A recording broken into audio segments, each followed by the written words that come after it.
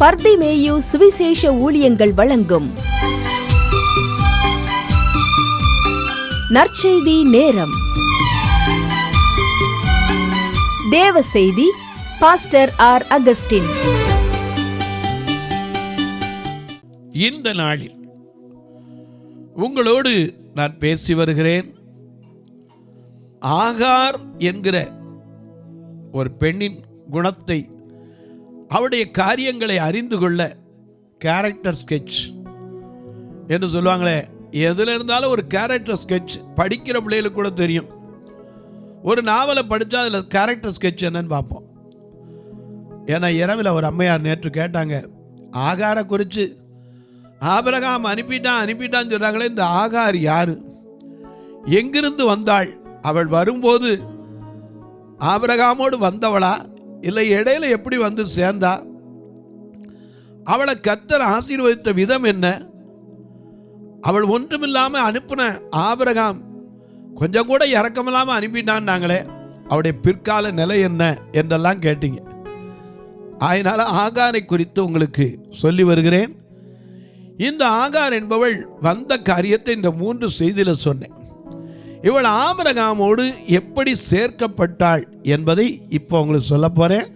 உங்கள் வேதத்தை தயவு செய்து எங்கே இருந்தாலும் கையில் தேடி எடுத்து ஆதியாகமம் 16ஆம் அதிகாரம் 3வது வசனத்துக்கு உங்களுடைய வேதத்தை எல்லாரும் திருப்பிக் கொள்வீங்களா? அப்படி எல்லாரும் அல்லேலூயா. என் இயேசுவே என் தேவனே உம்மையே நேசிக்கின்றேன். என் தேவனே என் இயேசுவே உம்மையே நேசிக்கின்றேன். என் தேவனே என் இயேசுவே உம்மையே நேசிக்கின்றேன்.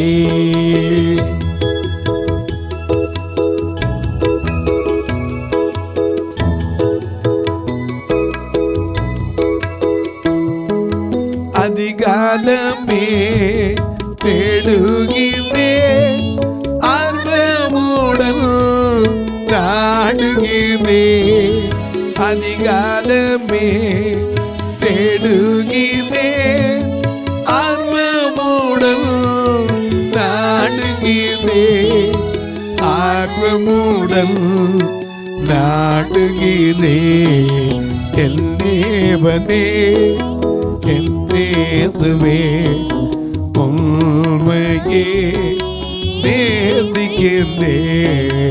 என் தேவனே என் இயேசுவே உம்மையே நேசிக்கின்றேன்.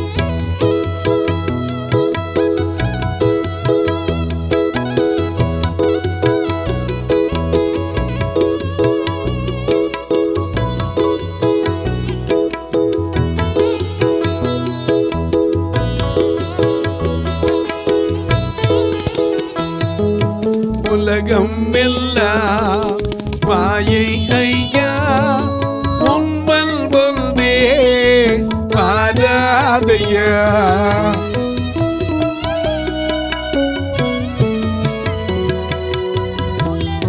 எல்லாம் மாயை ஐயா, உண்மல் ஒன்றே பாராதையா.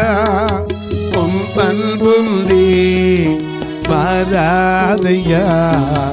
என் தேவனே என் இயேசுவே உம்மையே நேசிக்கிறேன். என் தேவனே என் இயேசுவே உம்மையே நேசிக்கிறேன்.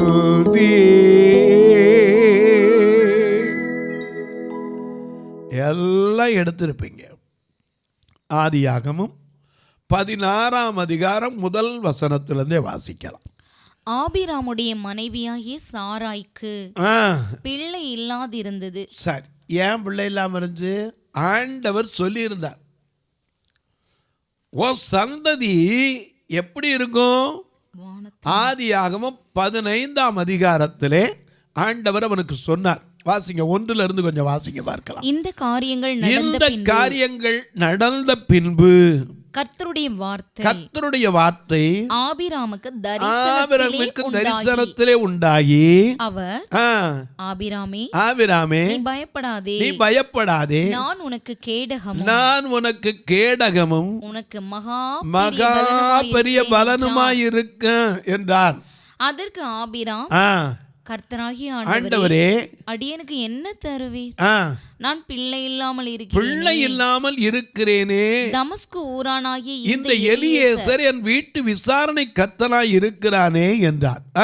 பின்னும் ஆபிராம், தேவரீர் எனக்கு புத்திர சந்தானம் அருளவில்லை. இதோ என் வீட்டிலே பிறந்த பிள்ளை எனக்கு சுதந்திரவாளியா இருக்கிறான் என்றான். அப்பொழுது கர்த்தருடைய வார்த்தை அவனுக்கு உண்டாகி, என்ன ஆதியில வார்த்தையாகவே இருந்தார். அதனாலதான் ஆதி திருவார்த்தை, ஆதியிலே ஒரு வார்த்தை இருந்தது, அந்த வார்த்தை தேவனிடத்தில் இருந்தது. ஏன்னா அந்த வார்த்தை தான் நாம் வருகிறோம். ஆதாம் ஓதி ஏவின ஆபிரகாம் விசுவாசம் வைத்து மகிமையை மறந்து தமை வெறுத்து மனுக்குமாற அன்றைக்கே பேசினார். நல்ல கவனிங்க, மறுபடியும் கர்த்தருடைய வார்த்தை அவனுக்கு சொல்றாரு. என்ன சொல்றாரு? எனக்கு புத்திர சந்தானம் அருள இல்லை, நான் பிள்ளை இல்லாம இருக்கிறேன்னு சொன்ன உடனே கர்த்தர் அவனுக்கு சொல்றார். அப்பொழுது கர்த்தருடைய வார்த்தை அவனுக்கு உண்டாகி, இவன் உனக்கு சுதந்திரவாளி அல்ல. குறிப்பா கரெக்டா அவருக்கு ஞாபகப்படுத்துறாரு, எப்பா இவன் இல்லப்பா, கர்ப்ப பிறப்பா ஓ வித்தா இருக்கும்பா, உன் கர்ப்ப பிறப்பே உனக்கு சுதந்திரவாளியாவான் என்று சொல்லி அவர் அவனை வெளியே அழைத்து, அதுக்கு ஒரு பிராக்டிக்கலும் காமிக்கிறார். வார்த்தையில மட்டும் இல்ல, எப்பவுமே பாருங்க 2 விதத்துல உண்டு. ஏன்னா எந்த காலேஜில் படிக்கட்டும், எதில் படித்தாலும், மியூசிக்கில் படித்தா கூட ப்ராக்டிக்கல் உண்டு, தியரியும் உண்டு. ப்ராக்டிக்கல் என்ன செய்யணும்? போய் வாசிக்கணும், வாசிக்கிறோங்க, போய் என்ன செய்யணும்? அழகா அங்கே இருந்து வாசித்து காட்டணும். எல்லாம் பாடுனா போதாது. சாதிக பாத சனித பாதப்ப மகரி சனி சனித சாதிக பாத சனித பாதப்ப மகரி சனி சனித சாதிக காரிக பாப்ப பாப்ப பாதப்ப நிதப்ப பதப்ப மகரி கப்ப மகரி சரிக சரிக பாத சானித பாதப்ப மகரி சரி சனித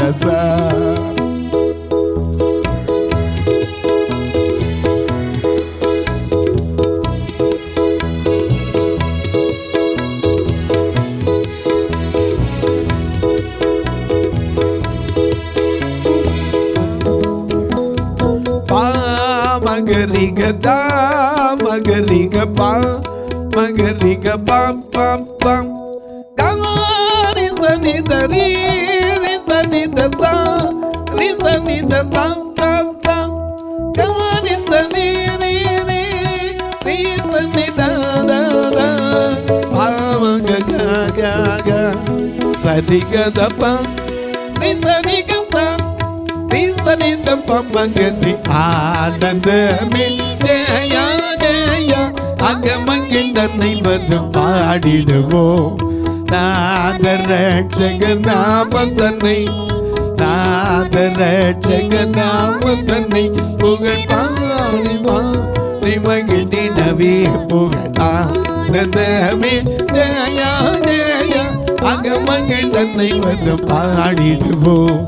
கப்பதரி சசசா கங்கங்கா நின்னே பப்பப்பா மகங்கா ரிசசா ரிசனித மாரிக பத சானித பாதப்ப மகரி சரி சனித. இப்படி ஹார்மோனியம் படித்தா போதாது, போய் வாசித்து ப்ராக்டிக்கலாக பாடியும் காட்டணும். ஏன்னா எல்லாத்துலேயுமே இப்போ நான் பாடினது கீர்த்தனது நம்ம சொர செய்தி ஆனந்த பைரவியில் சொல்லி கொடுப்பாங்க. ஒவ்வொரு ராகத்துலையும் சுத்த சாவையில் கீர்த்தனை சொல்லி கொடுத்துருப்பாங்க. எல்லாத்துலேயும் உண்டு. கரகர பிரியால எல்லா ராத்திரியும் என்ன தான் வாசித்தாலும் இன்ஸ்ட்ருமெண்ட் வாசிக்கிறவங்க போய் என்ன செய்யணும்? வாசித்து காட்டணும்.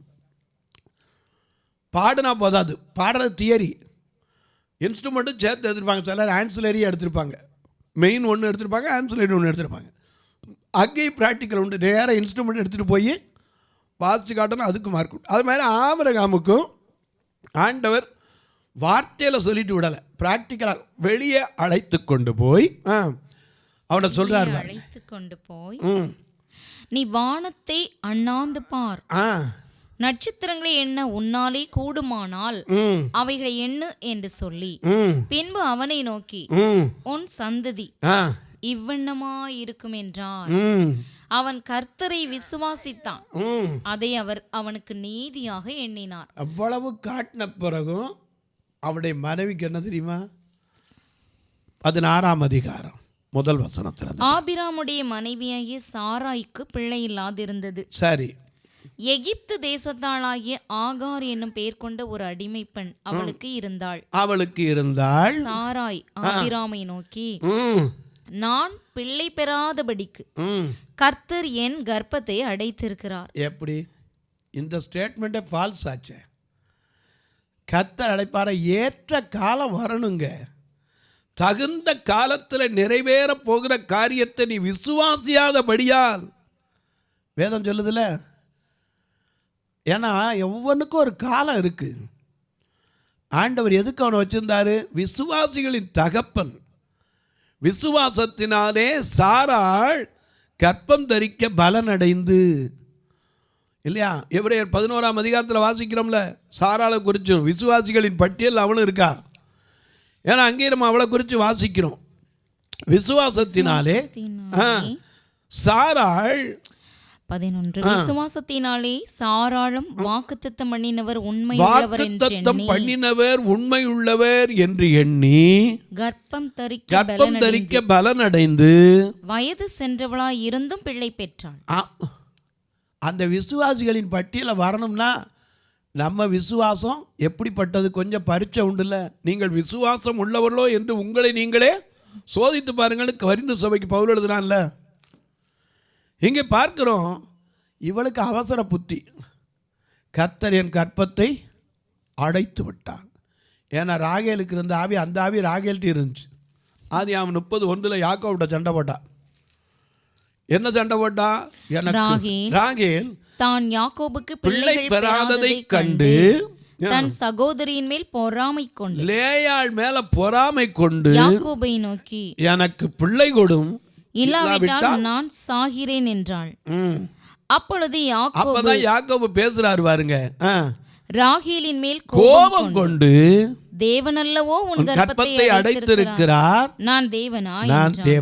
தேவன் அடைச்சிருந்தா எவனும் திறக்க முடியாது. ஏன்னா அவர் ஒருவர் பூட்டக்கூடாதபடிக்கு திறக்கிறவரும் திறக்கக்கூடாதபடிக்கு பூட்டுகிறவர் என்று பிலடெல்பியா சபைக்கு சொல்லப்பட்டிருக்கிறது.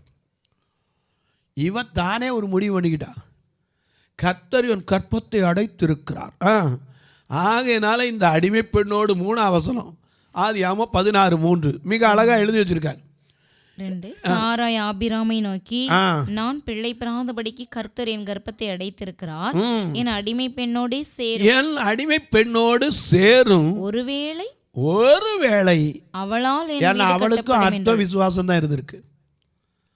முழு விசுவாசத்தோட நாம விசுவாசிக்கணும். முழு உள்ளத்தோடு, முழு பலத்தோடு, முழு உள்ளத்தோடு ஆராதிப்பேன், முழு பலத்தோடு அன்பு கூறுவேன். ஆராதனை ஆராதனை ஆராதனை ஆராதனை ஆராதனை ஆராதனை ஆராதனை ஆராதனை. அன்பு கூறுவே இன்னும் அதிகமா, அன்பு கூறுவே இன்னும் அதிகமா, ஆராதிப்பே இன்னும் ஆர்வமாய் உம்மை முழு உள்ளத்தோடு ஆராதிப்பே, முழு பலத்தோடு அன்பு கூறுவே. ஆராதனை ஆராதனை ஆராதனை ஆராதனை ஆராதனை ஆராதனை ஆராதனை ஆராதனை.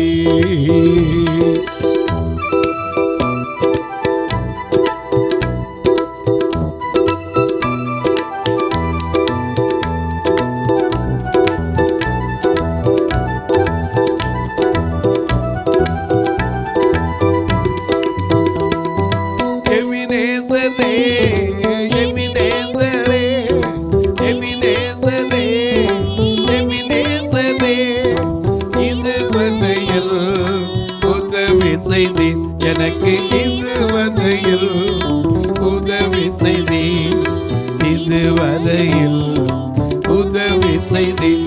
உம்மை முழு உள்ளத்தோடு ஆராதிப்பேன், முழு வெள்ளத்தோடு அன்பு கூறுவேன். ஆராதனை ஆராதனை ஆராதனை ஆராதனை ஆராதனை ஆராதனை ஆராதனை ஆராதனை. முழு மனதோட விசுவாசிக்கணும்ல. ஏன்னா அவர் தகப்பன் இயேசு சொல்றாரு, இவனுக்கு எத்தனை வயசுலேருந்து, சிறு வயதுலேருந்து இருக்கு, எத்தனையோ முறை அவனை தீயில தள்ளிச்சு தண்ணியில் தள்ளிச்சு, நீர் ஏதாவது இவனுக்கு உதவி செய்ய கூடுமானால், உங்கள் சீசட்டை கொண்டு போன ஒன்றும் நடக்கலை, நீர் ஏதாவது உதவி செய்ய கூடுமானால், மார்க் 9:21 அவர் சொன்னார், நீ விசுவாசிக்க கூடுமானால், நீ விசுவாசிக்க கூடுமானால். அவன் சொன்னா, நான் விசுவாசிக்கிறேன், ஆனாலும் எனக்குள்ள அவிசுவாசம் என்ன செய்யுது, நீங்கும்படி எனக்கு உதவி செய்யணும். ஏன்னா மனுஷனுக்குள்ள அவிசுவாசம் அப்பப்போ வந்துடுது, எல்லாருக்குள்ளே இருக்கு. விசுவாச மார்க்கத்தார்னு யாரைத்தான் சொல்லுது, ஆபிரகாமின் சந்ததியை கலாத்தியரில் தான் வாசிக்கிறோம். விசுவாசம் அந்த மார்க்கத்தாருக்கு அப்படித்தான் இருந்திருக்கு. அந்த தாய்க்கு ஒரு வேளை என் வீடு இவளால் இந்த அடிமை பெண்ணால் கட்டம் அந்த 3 வசனத்தை வாசிங்க. ஆதியாகமம் 16:3. தேவன் அல்லவோ என் கற்பத்தை அடைக்கிறார், அவளால் என் வீடு கட்டப்படும் என்றால் சாராயின் வார்த்தைக்கு ஆபிராம் செவி கொடுத்தான். ஆதாமும் அப்படித்தான், இவனும் அப்படித்தான். ஆதாமும் தா சாப்பிடு வச்சாண்டவன வாங்கிட்டான், எங்கேருந்து வந்துச்சுன்னு கூட அவள் கேட்கல. இவன் ஏமா கர்த்தர் வாக்கு பண்ணியிருக்காரம்மா, கர்த்தருடைய வார்த்தை பொய்யாகுமா, மாறுமா? இத்தனை வருஷம் நம்ம நடந்து வந்திருக்கோமே, எத்தனை வருஷம் 3 வசனத்தில் வாசிக்கிறோம், 10 வருஷம் கானானில். ஆதியாகமம் 16. கானான் தேசத்தில் 10 வருஷம் குடியிருந்த பின் 10 வருஷமாக குடியிருந்தமே, இத்தனை அற்புதமாக நம்ம எல்லாத்தையும் விட்டு வந்தோமே, ஒன்றும் இல்லாமல் வந்தோமே, இன்னைக்கு எல்லாத்தையும் கர்த்தர் கொடுத்துருக்காரு, இதை கொடுக்க மாட்டாரா? ஏன் சொல்ல முடிஞ்சா? சிலர் இப்படி தான் மனைவி பேச்சுக்கு மறு பேச்சு பேசாமல் பாவம் விழுந்து போயிடுறாங்க. சில காரியத்துக்கு மனைவிக்கு கண்டிப்பாக கனம் கொடுக்கணும். ஏன்னா மனைவியால் ஒரு பலவீன பாண்டும் என்று அறிந்து விவேகத்துடன் நடக்கவும் ஆபிரகாமு தெரிஞ்சு. எனக்கு அன்பானவர்களே, ஏன்னா அவன் விசுவாச வாழ்க்கைக்கு தடை வந்துடக்கூடாது. சரி, அடிமை பெண்ணோடு சேரும், அவளோட சேர்ந்தான். அப்படி சேர்ந்தவ அடுத்து வாசிங்க 4 வசனத்துல, அவன் ஆகாரோடே சேர்ந்த போது அவள் கர்ப்பம் தரித்தாள். அவள் தான் கர்ப்பவதியானதை கண்ட போது தன்னாட்சியாரை அற்பமாக. இதுதான் அவட்ட உள்ள தப்பு. நல்லா அடங்கி நடக்கிற பொண்ணு தான், சொன்னதை கேட்கல. 85 வயசு கிழவனுக்கு கட்டி கொடுக்க போறாங்க. ஒரு வார்த்தை நம்ம வீட்டில் ஒரு பொண்ணாக இருந்தால் நேரம் என்ன சொல்லியிருக்கோம்? போயும் என்னை பாலும் கணத்தில் தள்ளுறியான் இருப்பான். அந்த பெண் ஏதாவது பேசுனாளா? இல்லை.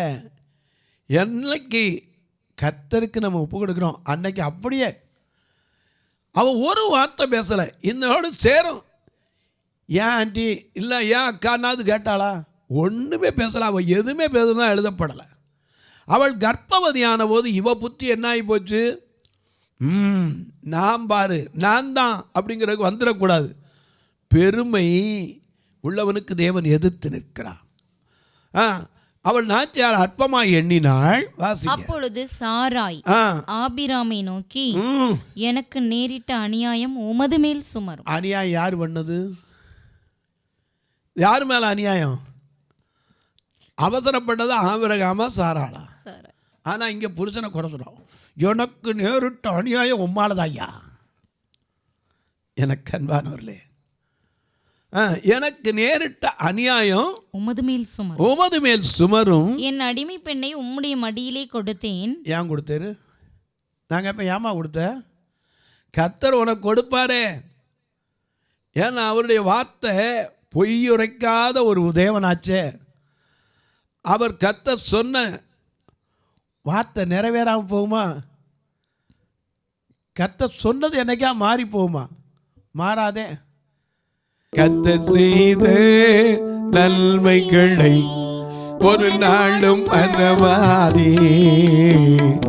ஆத்துமாவே நன்றி சொல்லு, ஆத்துமாவே நன்றி சொல்லு முழு உள்ளத்தோடு. கர்த்தர் செய்த நன்மைகளை ஒரு நாளும் மறவாதே. கர்த்தர் செய்த நன்மைகளை ஒரு நாளும் மறவாதே.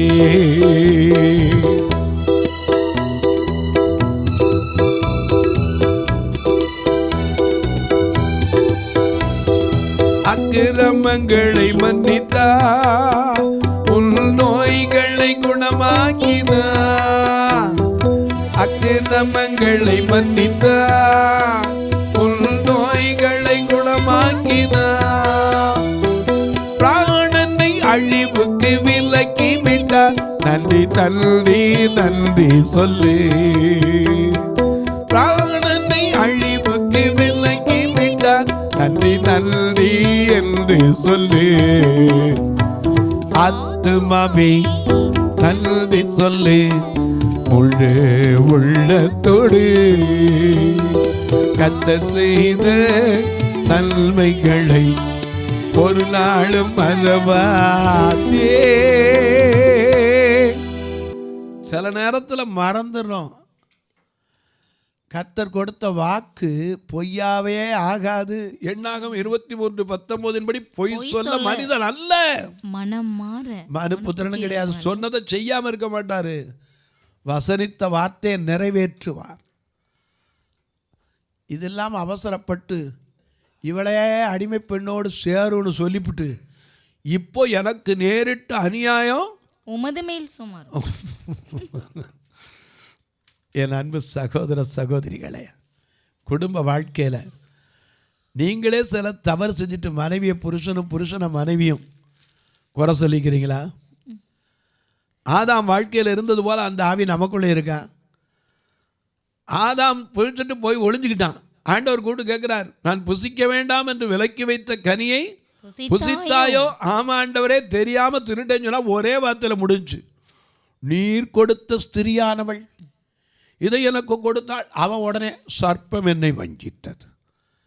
இன்னைக்கு குடும்பத்துக்குள்ளே ஒருத்தரை குற்றஞ்சாட்டதை விட்டுட்டு கர்த்தர் மேலே நம்பிக்கை வைங்க.